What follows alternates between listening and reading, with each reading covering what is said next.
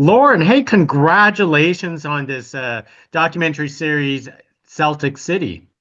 Thank you so much, and thank you for having me.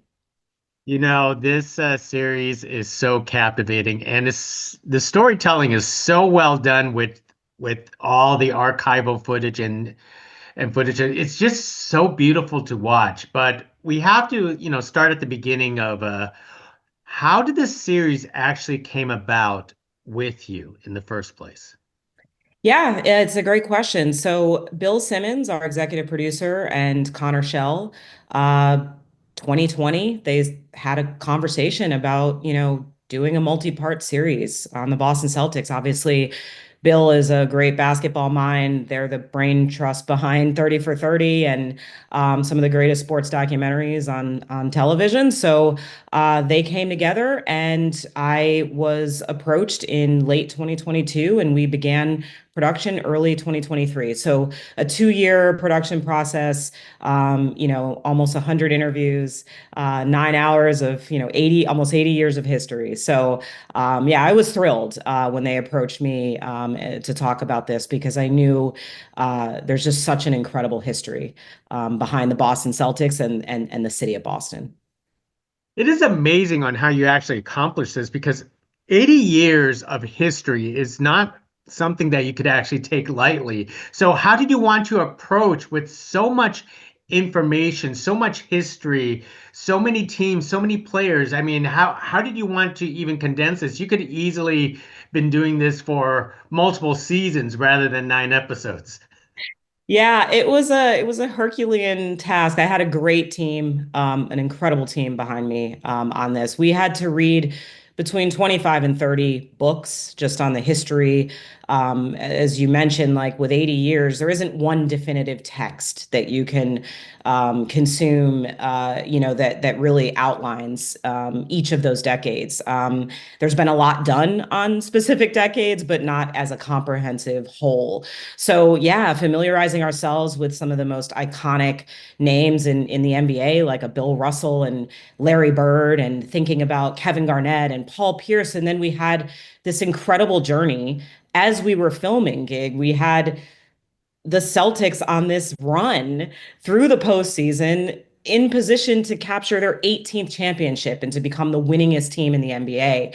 And so that was it was a lot to balance, but I think what we tried to do was break it down into really looking at the specific decades. Looking at that foundation of the organization with Walter Brown and Red Auerbach being hired, and in 1950, where was the country? Where was Boston at this time?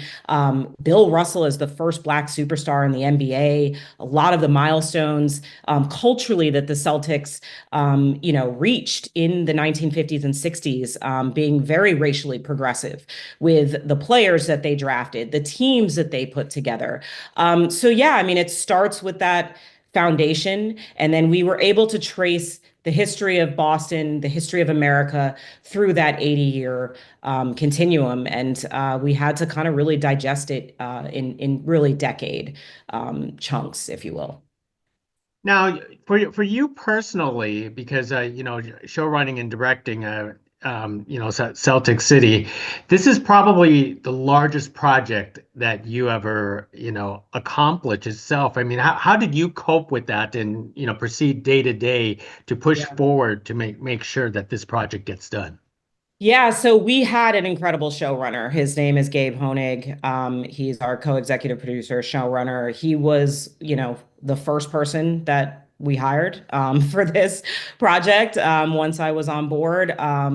Gabe was incredible. We worked in tandem. The logistics of trying to schedule 100 interviews, which most of our production took place over the course of that first year. And yeah, I mean, building those relationships, our partners, we were partners with the NBA. We had access to 80 years of their archive, which is a lot to go through. We had four and then at times five and six video editors who were incredible, just again, going through mining this archival, for us to be able to tell the story and to have all of those iconic basketball moments and interviews with Celtics who had passed away and were no longer here to share their story. But yeah, we had two incredible producers, Gabe, amazing editors, and APs that was our core team. It was a fairly small team for the undertaking, but I think gig that kind of made it very immersive for us. Every person on our team was concerned with the totality of the story we were telling. There was not, pods where we had, certain specialists who came in just to focus on one era.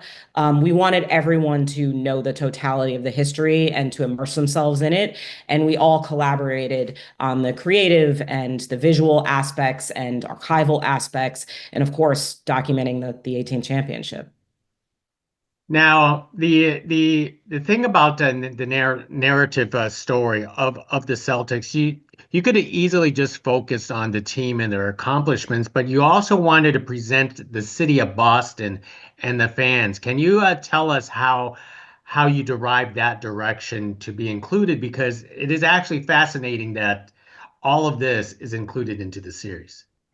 Yeah, I think that was always it was definitely my vision. And I know, just speaking on behalf of everyone who was involved in this project, we always knew that the history of the Celtics, you can tell the history of the NBA through the history of the Celtics, you can tell the history of America through the history of the Celtics. And the city of Boston is a character within that. There was no way to separate Boston, the pride that the fans feel, the cultural history there. I mean, as the cradle of liberty, right? In America, we look at this city and its relationship with the Celtics didn't at times always perfectly align. And we thought that was really, and I found that really interesting and fascinating. Not very unlike the history of America with race relations. The city of Boston went through many trials and very difficult periods of history, specifically the 60s and 70s. The 70s with the busing mandate was really important to us to try to understand how to frame the story, in that context of the turmoil and the racial violence that was taking place in the city. And then also to be able to have the ability to see the city now, to see a Jayson Tatum who has raised his son Deuce in Boston and who has bought a house and his first car here, and Jaylen Brown, who, is now working in the community in Boston and bringing STEM education opportunities to, communities and neighborhoods who need that support. So we were able to see how the city has progressed racially, but also to look at that through the lens of the players, specifically starting with Bill Russell, and his experience in Boston, and then being able to see that, 50 years later, being embodied in Jaylen Brown. So we always knew that the two were interconnected and very important to always have that connective thread throughout the entire film. Over what 100 plus interviews is nothing to laugh at, and you must have done very well. So, how did you basically use their interviews to tell the narrative throughout these entire stories? And what, like, the one thing I learned is like basketball players have excellent memories of a lot of things. Incredible memories. Yes, some of our interviews with the players were well beyond what I ever expected. And I've been in sports television for almost 20 years and have interviewed a lot of athletes. And I can honestly say these players were so invested and they are so connected, not only to their own time period, but so many of them were fans and, just appreciated that history, appreciated what, Bill Russell and Larry Bird, what he did, like talking to, Kevin Garnett about Larry Bird. It's amazing to see the respect and the reverence that they have for the history. I don't know that you see that a lot in sports. There are very few franchises that really pride themselves on that. And so to your point about the interviews and how we were able to convey kind of so much detail, so much vivid, stories and anecdotes that everyone shared, I can honestly say everyone, every player was so invested.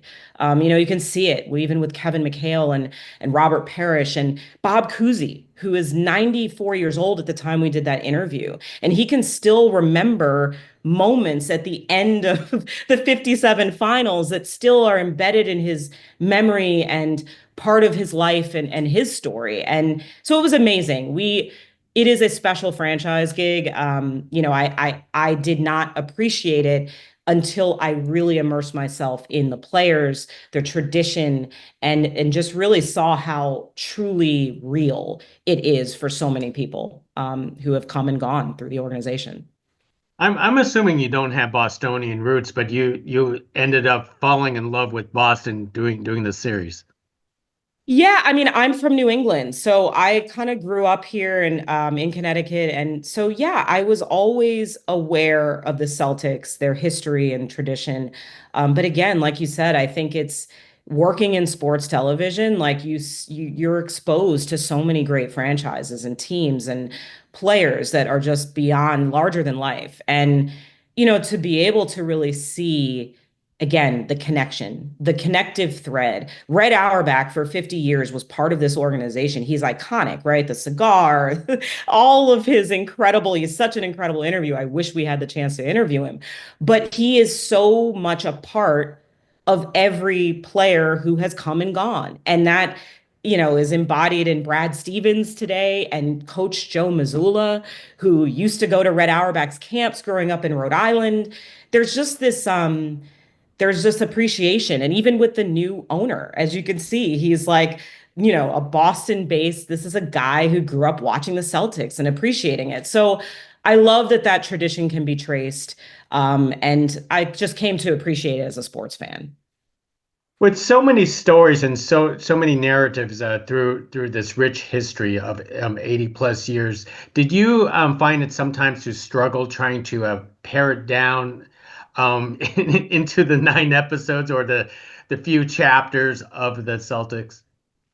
Yeah, I think at first we were like, oh my goodness, we have 9 hours to fill, and then it became very quickly after we started getting into the bulk of the interviews, and these interviews were so rich and so compelling. And we were like, I don't know how we're gonna get this all in, right? Exactly what you're saying. We did get to a point where, it was making very difficult, we had to make some very difficult decisions.